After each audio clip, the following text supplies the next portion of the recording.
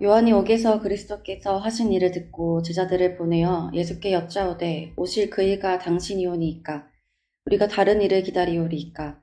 예수께서 대답하여 이르시되 너희가 가서 듣고 보는 것을 요한에게 알리되 맹인이 보며 못 걷는 사람이 걸으며 나병한 자가 깨끗함을 받으며 못 듣는 자가 들으며 죽은 자가 살아나며 가난한 자에게 복음이 전파된다 하라.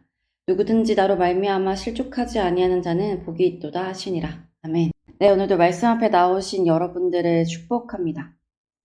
여러분, 오늘 말씀을 보면 세례 요한이라는 사람이 등장합니다.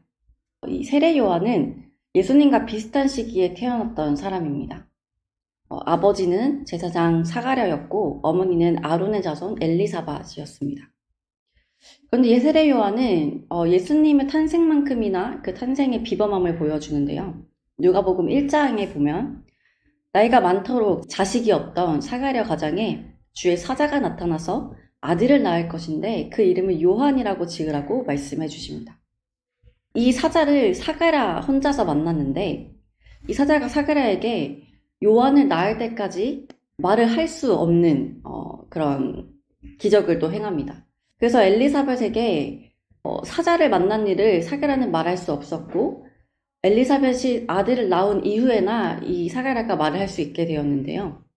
이 엘리사벳이 아들을 낳고 이 아들의 이름을 그 사가랴, 아버지의 이름을 따서 지으려고 했을 때 사가랴가 서판을 가져오라고 해서 그 이름을 요한이라고 씁니다.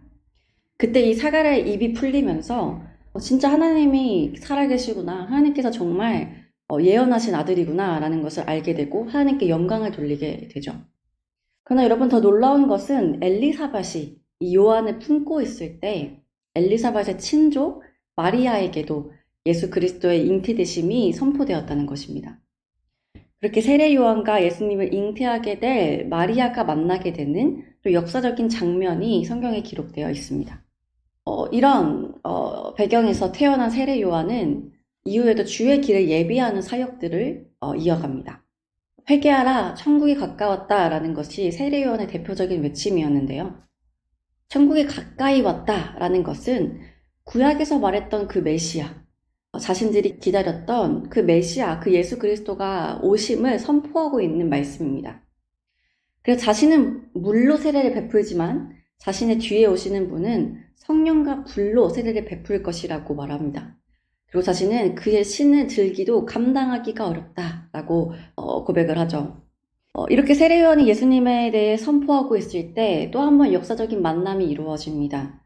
바로 세례 요한에게 예수님이 찾아오신 것입니다. 오신 것뿐만 아니라 세례 요한에게 세례를 베풀어 달라고 말씀하십니다. 세례 요한은 자신이 예수님께 세례를 받으면 받았지 어떻게 자신이 예수님께 세례를 베풀 수 있는가 거절하였지만 결국 예수님의 부탁을 거절하지 못하고 세례를 베풀게 되죠. 그때 어떠한 일이 일어났습니까? 그때 성령이 비둘기같이 예수님께 임하고 하늘로부터 이는 내 사랑하는 아들이다 라는 말씀이 들려집니다. 성령 하나님, 자신의 아들을 부르시는 성부 하나님, 그 음성을 듣는 성자 예수님, 삼위일체의 하나님이 처음 드러나는 순간이었습니다. 이 장면을 세례 요한도 목격을 했겠죠. 그리고 진짜 예수님께서 하나님의 아들이심을 확신했을 것입니다. 이후 예수님께서는 수많은 기적을 베푸시며 사람들을 고쳐주시고 하나님의 말씀을 가르치는 사역을 이어나가셨습니다. 세례 요한도 이 모든 것을 지켜보며 계속해서 예수 그리스도에 대한 것들을 선포하는 그런 사역을 이어갔습니다. 그런데 오늘 본문을 보니 세례 요한이 자신의 제자들을 예수님께 보내며 이렇게 묻고 있습니다. 우리가 기다린 메시아가 당신입니까? 복중부터 예수 그리스도를 알았고 태어나서는 추후에 의심도 없이 예수님이 그리스도 되심을 확신했던, 그래서 계속해서 예수님의 사역을 함께 이어나갔던 세례 요한이 왜 이런 질문을 했을까요? 세례 요한은 지금 옥에 갇힌 상태라고 말씀을 설명하고 있습니다. 헤롯 왕이 그의 동생 빌립의 아내 헤로디아를 빼앗은 일에 대해서 책망하자 이에 분노를 느낀 헤롯이 세례 요한을 옥에 가둬버린 상황입니다. 이런 일들을 서슴없이 행했던 세례 요한은 예수님께서도 이런 일을 하실 거라고 생각하고 있었습니다. 예수님의 능력으로 자신들의 민족을 핍박하는 자들과 또 이 로마의 압제로부터 자신들을 구원하실 거라는 생각을 갖고 있었던 거죠. 즉 예수님을 민족적 메시아로 생각하고 있던 것입니다. 그러나 예수님의 사역을 보니 심판이 아닌 사랑의 사역을 하고 계신 겁니다. 자신은 헤롯에게 대항하여 쓴소리도 마다하지 않고 그렇게 투쟁하며 나아갔는데 예수님은 그렇게 사역하시지 않는 거예요. 그러다 보니 세례 요한이 옥에서 이런 의심이 든 것입니다. 진짜 예수님이 우리를 자유케 하시는 메시아가 맞는가? 세례 요한의 질문에 예수님께서는 이렇게 말씀하십니다.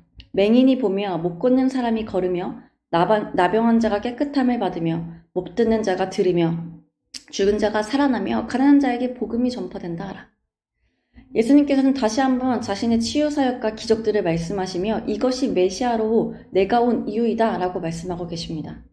단순히 유대 민족을 억압하는 핍박하는 그런 자들과 또 로마를 심판하기 위해 오신 것이 아니라 영적으로 압제당하고 있는 자들, 악한 영으로부터 포로되고 갇힌 자들을 자유케 하기에 오신 것임을 분명히 말씀하고 계신 것이죠. 사랑하는 여러분, 여러분들도 혹시 예수님을 오해하고 계시진 않습니까? 세례 요한처럼 예수님을 사랑하지만 그 사랑하는 예수님이 나의 어떤 생각과 내가 생각한 그런 메시아의 모습으로 오시지 않았을 때 예수님께서 내 생각과 다른 가르침을 주실 때 나의 어떤 삶의 모습에 삶의 영역에 어떠한 영향도 끼치지 않으실 때 여러분도 정말 예수님께서 메시아심이 맞는지 의심하시진 않으십니까? 여러분 우리가 세례 요한처럼 예수님의 메시아 되심이 의심될 때 우리는 예수님을 의심하기보다 우리의 생각이 과연 옳은가? 우리의 생각이 과연 성경적인가를 의심해야 합니다. 예수님을 내 생각과 원함에 끼워 맞추는 것이 아니라 그분의 사역과 가르침에 나의 생각을 변화시켜야 하는 것입니다. 여러분들의 신앙에서 예수님과 부딪히는 그런 말씀과 부대끼는 그런 일들이 일어났을 때 계속해서 여러분들의 생각을 말씀으로 태우시는 그런 믿음의 행위가 있기를 소망합니다. 그래야 진정 우리에게 메시아로 오신 그 예수 그리스도를 의심하지 않고 그분의 생각과 뜻을 쫓아 이 시대의 세례 요한으로 예수님을 다시 오실 길을 준비하시는 여러분들이 되셨으면 좋겠습니다. 또한 오늘의 여러분들의 삶이 그렇게 예수님의 뜻과 가르침을 온전히 행하는 하루의 삶이 되시기를 간절히 소망합니다. 함께 기도하시겠습니다. 사랑의 하나님, 오늘도 말씀으로 하루를 시작하게 하시니 감사합니다.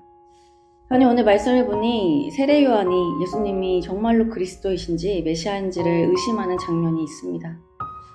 세례 요한이 생각했던 메시아의 모습이 아니었기 때문입니다. 하나님, 오늘을 살아가는 우리도 이 세례 요한과 같은 질문을 하고 있진 않습니까? 우리의 생각과 다른 예수님의 모습을 마주할 때, 우리의 생각과 다른 말씀이 우리에게 선포될 때 이것이 정말로 하나님의 말씀인지 정말로 예수님이 그리스도인지 의심하고 있진 않습니까? 하나님, 우리에게 이런 의심이 들 때 세례 요한에게 말씀해 주셨던 것처럼 예수 그리스도께서 진짜 메시아 되심을 우리에게 다시 한번 말씀하여 주옵소서.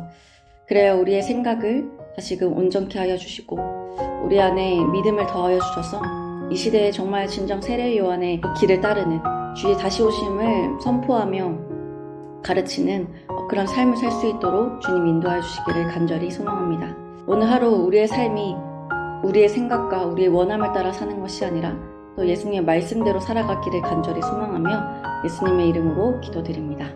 아멘.